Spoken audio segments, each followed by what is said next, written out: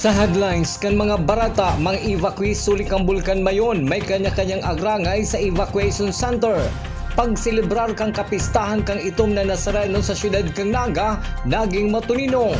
Lalaking nagpurbar subuot magpalusot ng shabu sa Naga City District Jail, dahil nakalusot sa jail guard na naka-duty. TV Broadcasting kan Division Schools Press Conference 2026 matrayumpong pigkondusir kay Baang GNN TV48 Naga. Uya mga bareta sa aldaw na ini. Ako po si Christine Reyes.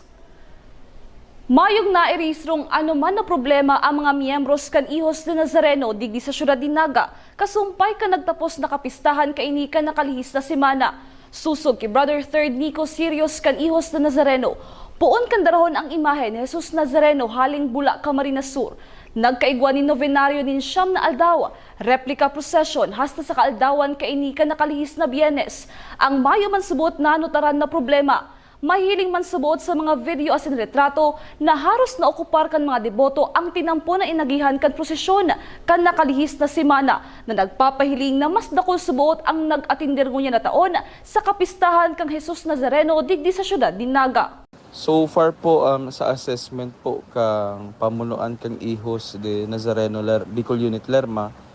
So far po naging solemn and successful po mayo kitang na record na mga severely damaged or severely tong nakaipuhan ng medical assistance no during the festivities.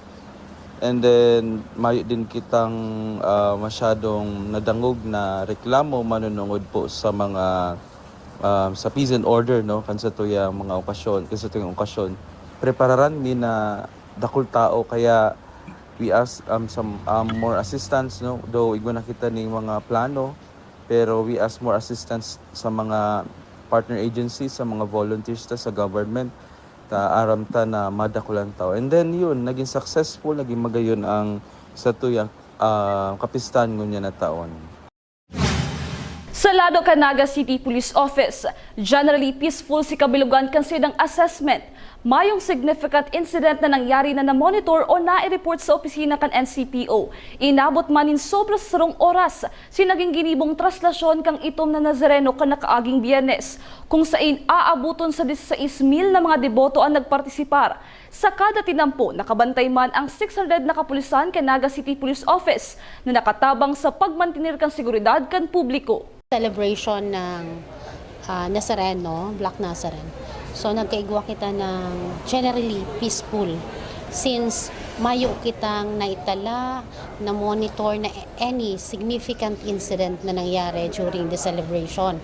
So masasabi kang Naga City Police Office na ang asatuyang deployment is naging successful sa tabang kang iba't ibang mga sa tabang kang LGU and ibang mga volunteers na yaon duman. So naging peaceful, naging matanggumpay sa tuyang pagdiriwa. Actually si traslasyon is nag-abot ng almost lagpas sarong oras. Since lagpas sarong oras kaya medyo pero naging sabi ko nga ni dahulan tao naging nasa 16,000 ang naging crowd estimate during the procession, pero naging successful itong sa tuyang procession. Ganun arog kato ka dakol ining tao ang sa tuyang mga kapulisan diyan pa din bawat kanto may nakabantay, kaya habi ko nga ni diban from 300 nagtaas kita sa 500 ang 600 na deployment para masiguro ta itong security and safety kang mga taong madalaw dito. Padagos sa mga bareta, mga may sadirinin e-bike sa syudad din Naga, tatauanin halawig na panahon para irehistro ang sa indang mga bihikulo. Uyang sa kuyang report. Sa memorandum kan Land Transportation Office na pagbabawal sa mga national highway kan pag-agi kan mga e-bikes, padagos ang pagirumdom sa mga may sadiri na mag-agi sana sa mga designadong lugar para sa kaligtasan dinda, asin kan mga drivers na kasabay nindang nagmamaneho sa national highway. Digdi sa syudad din Naga, may ordinansa na pinagtulod sa sangguniang palunsod na kinakaipuhan ang mga e-bike rehistrado, pati naman ang mga e-bike users dapat may lisensya para makapag-drive. Saro si Councilor Omar Buenafe sa naging author ka nasabing ordinansa. Sa iyang pinagsabi na tatawan ninda ng 120 days grace period ang mga e-bike users na daipan nakakaparehistro para makapagparehistro asin dagos ng matuod sa nasabing kasuguan. Hopefully, mag-comply sila. Igwang pigtaw kita na grace period na 120 days para makapag-adjust ito mga unregistered pa o dati ng registrado na mga e-bikes sigiyo sa Ciudad Calnaga. Pinagtawan linaw ni City Councilor Buenafe, ang papel ka lokal na gobyerno Canaga iyo ang tawan ning tultol na e-bike lanes ang mga ini. Magbugtak nin mga signages kung saan ang e-bikes pwedeng mag-agi as hindi pwedeng mag-agi. Plano man ka syudad na maglaag ng charging station sa mga designadong lugar para sa mga e-bikes bilang tabang kan lokal na gobyerno Canaga. Local government man sa Tuya, sa Naga City, required man na mag-provide ng mga e-bike lanes, mag-maintain kani, mag-ensure na ini-cleared sa mga obstructions, and also to put signages kung saan si bawal, saan si pwede magdalaga ng mga e-bikes. And also to provide to mga charging station sa mga certain public places para sa tabang man sa mga e-bike users. Inaasahan na magsunod ang mga may e-bikes na taga-syudad din Naga sa mga kasuguan na ini para malikayan ang anuman na insidente sa tinampo na imbwalto ang mga e-bikes. Para sa Janan TV 48 Naga, Cristina Cancer Reyes, Newsbreak. Mientras tanto, pag nakalampas subot sa 120 days na itinao kan lokal na gobyerno Canaga sa mga e-bike users as hindi pa nakakaparehistro as hindi nagsusunod sa e-bike ordinance, magkakaigwa na sindanin magkakanigong penalidad. Susog kay City Councilor Omar Buenafe, ang first offense warning pa sana, second offense igwana ning 1,000 pesos, asin para sa ikatulo asin masunod pang offense, 2,000 pesos man ang ipapataw na penalidad. So may mga penalties na enumerate dyan tungkol sa mga violations kaniyong ordinance. Siyempre itong unregistered, itong mga ginagamit sa kolorom, which is bawal sa Tuya, itong mga unsafe na pag-operate, itong mga kulang sa protective device. Itong iba, mga micro-mobility, ito bagang single o itong expose yung mga driver and passenger kay puan may protective na mga ginagamit pareho kang helmets no kung expose ang driver kaya minsan si mga ibang e-bike may atop ka-expose ang driver and passenger. Sa nagigirumduman ko po sa unregistered, first offense may warning kita, second offense meron ng penalty na 1,000 pesos. Tapos third offense and successive offenses may 2,000 pesos na penalty. Sa iba pang bareta, sa February 6 ang special voters registration para sa mga persons with disability as in senior citizen bilang preparasyon sa barangay and SK election. Iniman ang pinagkumpirma ni Attorney PJ Barosa, Pamayokan Persons with Disability Affairs Office. Importante man subot na magkaigwanin suway na registration ang nasabing sektor. Hulita pag sinasabay sa mga mayong kakundian na didipisilan subot ang mga ini. Kung kaya para mas marikas asin pasil sa inda ang pagparehistro, magkakaigwanin suway na schedule para sa inda. Importante pong maray dahil po pagpigsasabay po kaya sa mga regular and mga people without disability, medyo nasasakitan si satuyang mga PWD, senior and pregnant women. Dahil nga po sa limitasyon sa mobility, sa kasakitan naman nga ni darakang kakundian, sa kagurangan. So importante po na matabangan sinda, matawan sinda ning sarong aldaw na talagang nakatalaan po sa inda and duman po sa convenienteng lugar. Pina-finalize mi po kung sa ina mall, pero definitely po sarong mall po sa Ciudad Naga. Sa sabuyang pagbabalik, Mga evacuees sa Albay, Hulican, Bulkan, Mayon, may kanya-kanyang agrangay. Yan as in iba pang nangingerot ng mga bareta. Tigilan yan sa Janan TV 48 Naga News Break. The digital age is here. They warn us of a cold, efficient world where the human touch is lost to automation. But we refuse to accept that choice. At Naga College Foundation, we believe the best future is one led by heart. We equip you with the skills you need to thrive. From our dynamic programs in finance and business, to the hands-on fields of IT and engineering, through our vital health sciences, our justice programs in criminology, and the crucial roles of education in the arts, we cover the entire spectrum of tomorrow's workforce. Here, you don't just become future ready, you become a worker with empathy, a leader who understands that technology must serve humanity. Choose the college that prepares you not just for the job, but for the world.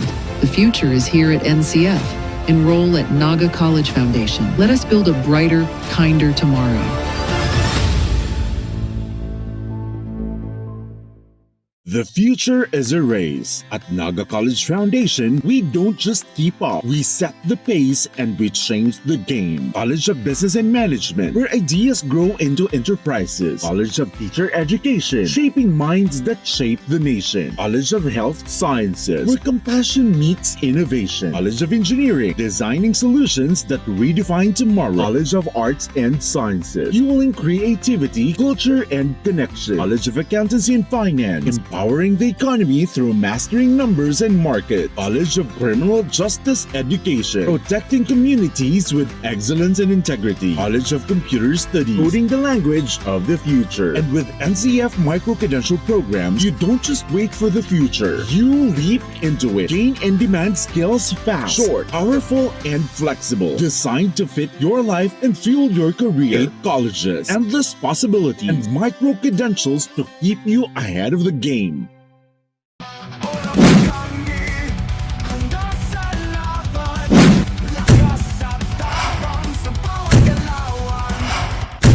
Ano, morag ka?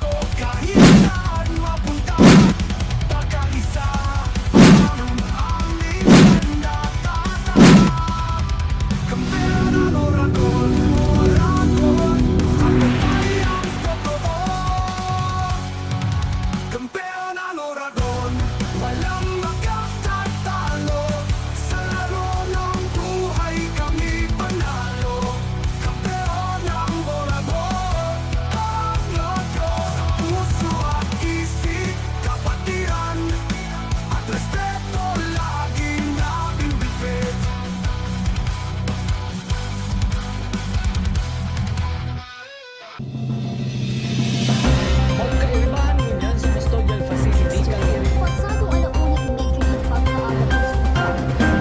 Sinabi ni Guerrero ang exceptions investigation. tayo ang apektado kang Newsbreak. Para makasalbar sa nagdadalihig na lahar kan Bulkan Mayon, dakol ng mga residentes na yaon sa 6-kilometer permanent danger zone ang temporaryong nakaistar ngunyan sa mga evacuation centers. Araman niyato ang sa idang kamugtakan sa paaykan report halik kay Ray Santiago na samuyang correspondent duman sa Albay.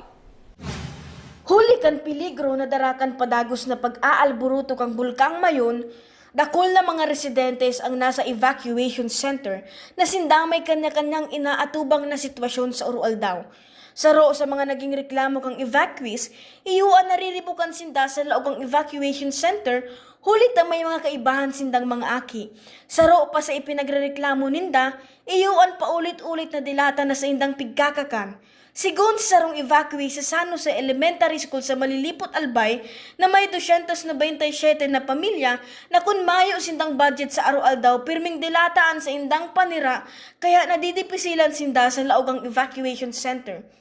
Okay man ang rasyon yung iyo kung dahil kang budget talaga ang pirming dilata ni sira mo. Iyo po. Kaya pisigon talaga digdi ang division sa Sa sarong evacuation center naman sa Barangay Buwang, Tabaco City na may 86 na pamilya, nasa maray na kamugtaka ng mga evacuees. Ang sarosa na sa mga nagkukulang, iyo ang rubber mats na ginagamit sa laog ang modular tents. ang kulang madam so rubber mat Baga? Problem. Oo. So request ko duman na 50, 16 sa nante na Oo. Kaya mas mas makahirak itong nasa 10 sa paril baga. Maray pa digdi sa digdi sa room na ini ta naka baga yan. Tiles sa pinansanan ng kumot medyo okay na pero duman makahirak. Sa Tagaytay Elementary School naman sa Kamalig Albay na may 124 na pamilya, may mga nagkapirang residente ang nag-uuli isa sa indang harong para hilingon ang sa indang mga atama na hayop. Yung iba po, kapag alibawa umaga, pumupunta sila doon para balikan yung mga pananim, yung hayop. Pero po, tuwing hapon, bumabalik sila dito para dito sila mag-stay. Sa presente, mantinidong naka-alert level 3 status ang Bulkang Mayon asin may nagkapirang barangay ang nakakamati ning ashfall arog kang barangay Baligang sa syudad ning Ligaw. Pagiramdom kang Philippine Institute of Volcanology and Seismology o PHIVOLCS, kung makamati maning ashfall events, tulos manatakluban ang dungo asin maggamit ning face mask. Hali digdi sa probinsya kang Albay, ako si Ray Santiago kang Mayon Internet TV, para sa GNN TV 48 Naga News Break. Mientras tanto, sa pahayagan social media, nangapola ang Department of Health na mantinirod na malinig ang mga evacuation centers para makalikay sa anuman na helang. Kabali sa dapat pirming malinig iyo ang mga comfort rooms para maging salbado sa helang ang mga evacuees. Ang mga basura dapat iapon sa tamang apunan. Isuway ang nalalapa asin daing nalalapa. Maggamit din sa diring reusable na kubyertos, tasa asin bote.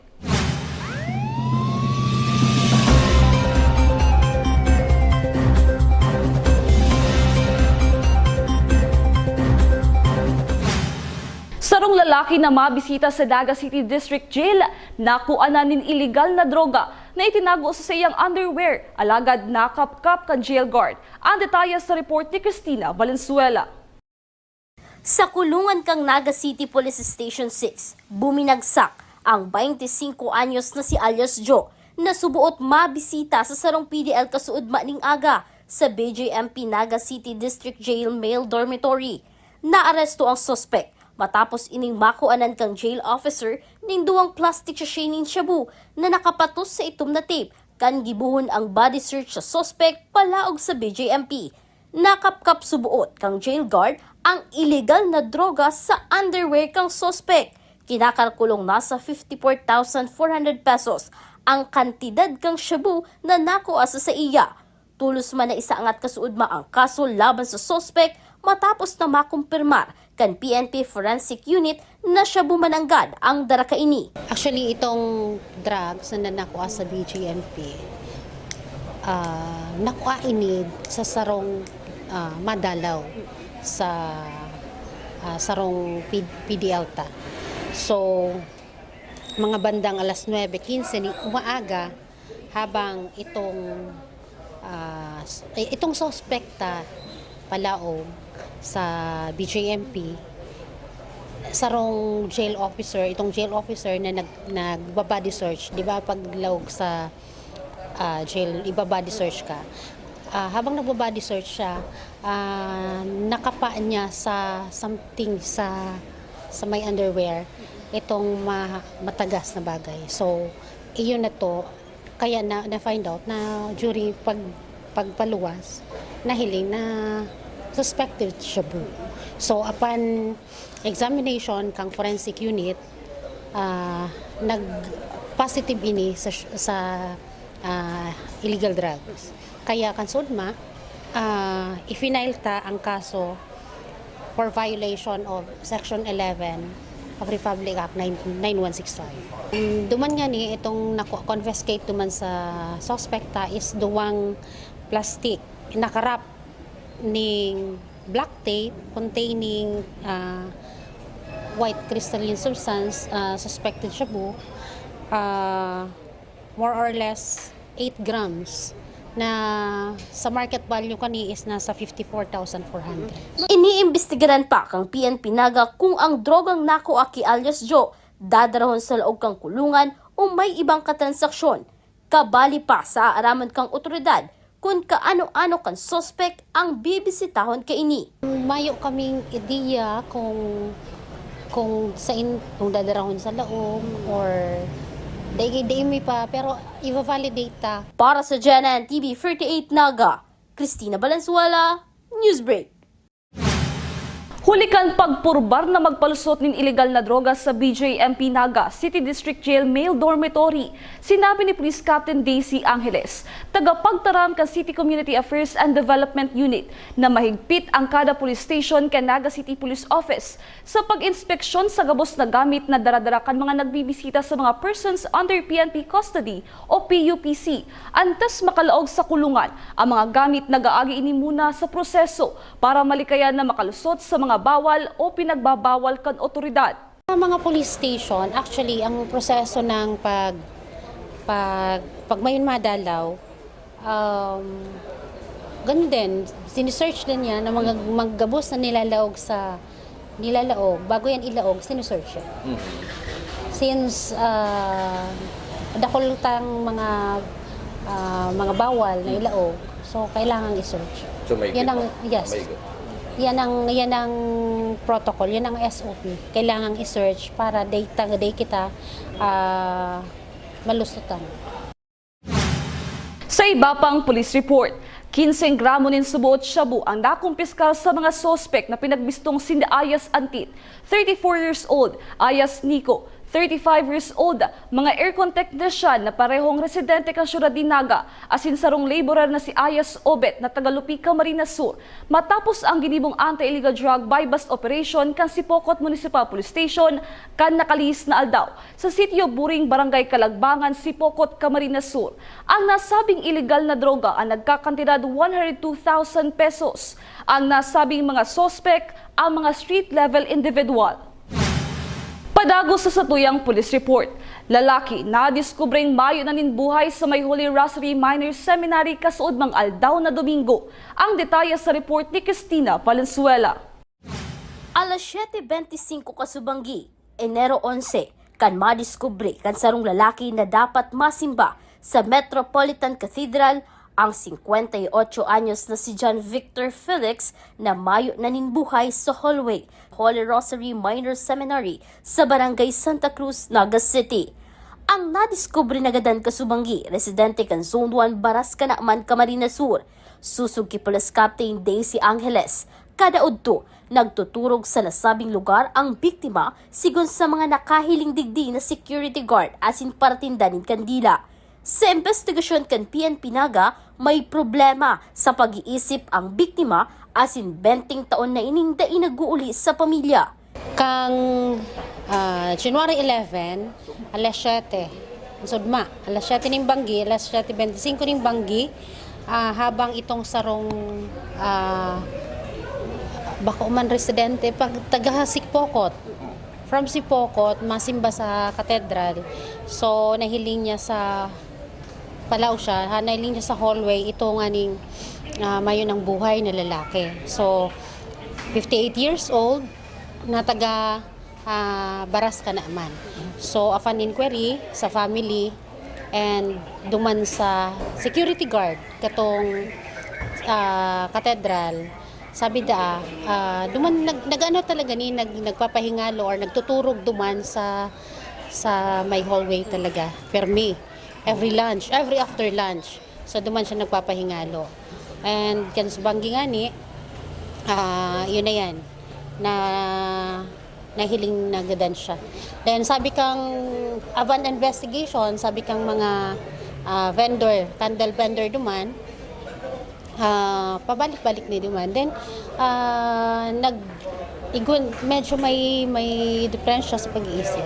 Then upon investigation, validation sa sa family, i-confirm man nila na 20 taon na nga ni daan ni day nag-uuli sa inda.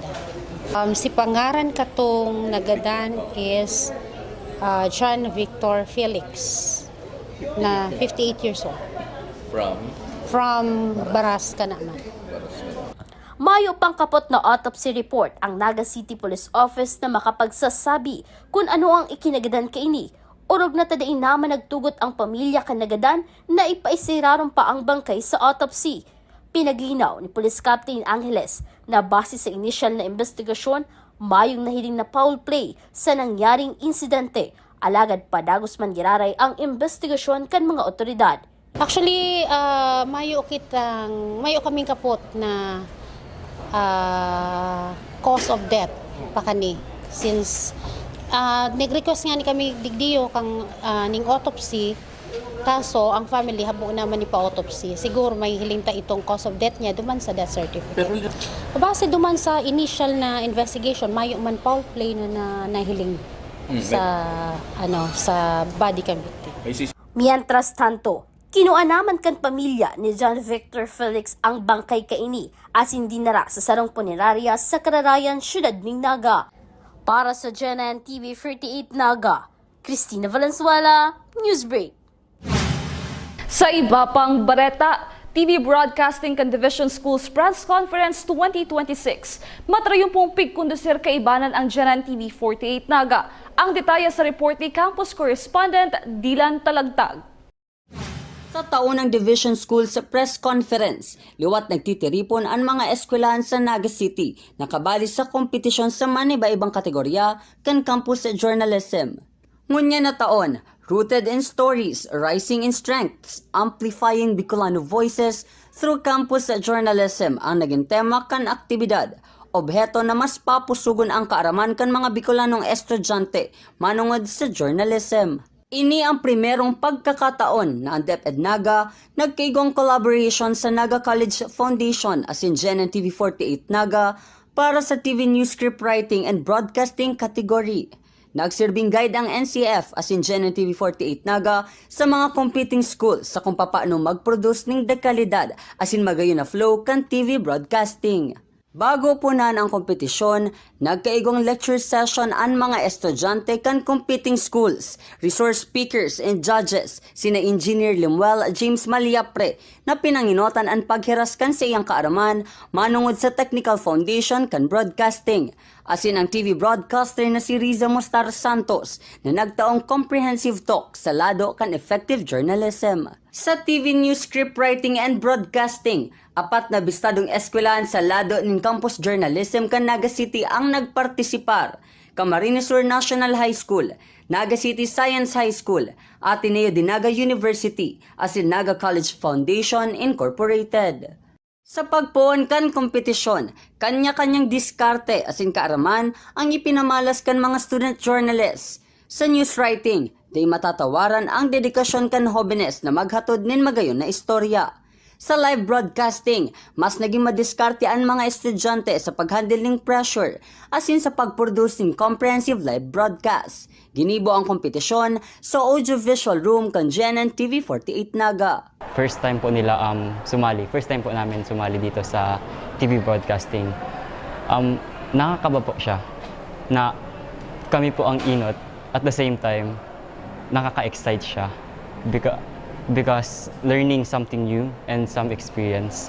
Also, I feel so proud na I get the chance to represent my school. So what I've learned po is that trust your teammates, be patient with them, and take accountability. Yung naging collaboration ngayon for DSPC 2026, mas naging smooth yung kumpara sa ibang kasi itong TV broadcasting is binuksan siya last year lang. Kumpara dun last year, mas maganda yung naging collaboration with GNN today. Naging smooth yung walang naging problema when it comes to sa coordination with GNN, pati yung room, pag-accommodate sa mga bata, mas naging maayos po kumpara noon. Unang-una, dahil GNN, ang NCF, ang GNN, may gamit. Kompleto yung gamit. Kaya yun yung naisipan namin na makipag-collaborate talaga sa GNN. Saka isa pa, bukod sa mga kompleto ang gamit, yung coverage ng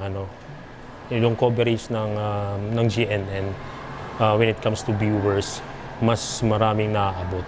Maraming salamat po, lalo na sa mga estudyante, sa mga nagtumulong sa amin para maging successful yung pag-conduct nitong TV broadcasting contest. So, Sa huri, binistong first place ang Ateneo Dinaga University sa Secondary Overall Best TV Newscast English. Asin Camarines Sur National High School man ang nangenot sa Secondary Overall Best TV Newscast Filipino category. Para sa GNN TV 48 Naga, Dilan Talagtag, Newsbreak.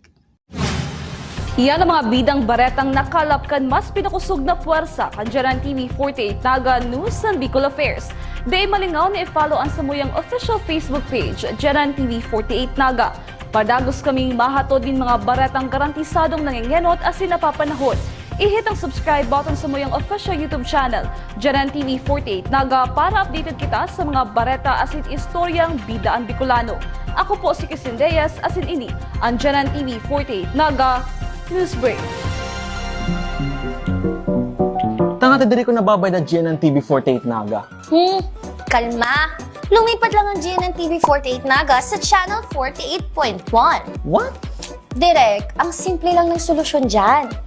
Kunin ang remote, pumunta sa menu Setup o Settings, at hanapin at pindutin ang scan at hintayin. Then, boom! Balik na si GNN sa channel 48 mo. Para sa mga balitang nangunguna at napapanahon, At sa mga programang suwak sa panlasa mo. tutok lang sa GNN TV 48 Naga, Bida ang Bicolano!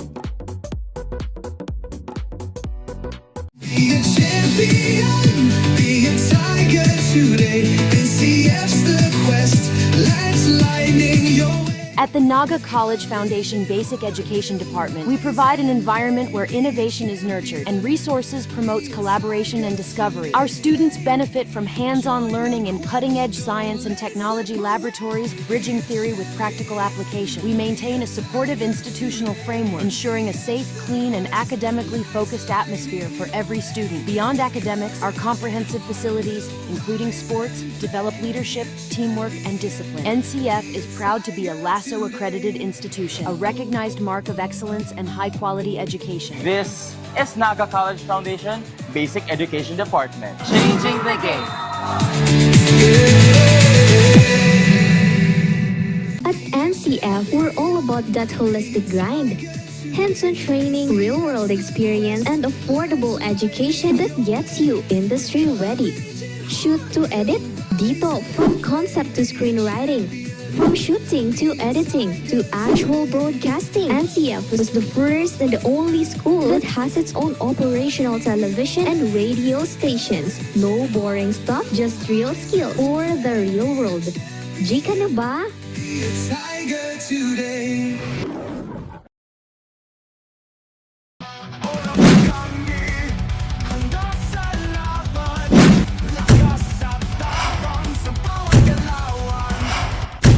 Ano, morag ka?